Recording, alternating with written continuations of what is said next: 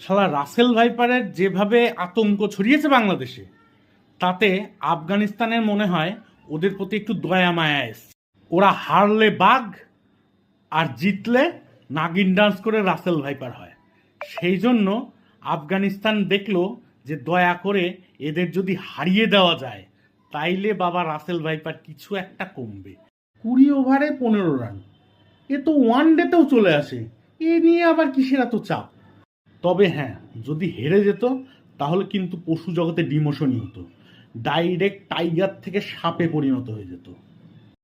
আগের দিন ওদের কিছু ডিজিটাল নিউজ পোর্টালের ভিডিও দেখলাম, ইন্ডিয়া বাংলাদেশ খেলাতে সেখানে নাকি বিরাট কোহলি, রোহিত শর্মা আর হার্দিক পান্ডিয়া তানজিম সাকিব বেয়াদবি করেছে। আমি পুরো ইন্টারভিউটা ভালো করে শুনলাম, কোথাও তানজিম সাকিবের নামও তোলেনি। এমনকি বাংলাদেশের কোনো প্লেয়ারের কোনো বিহেভিয়ার নিয়ে কোনো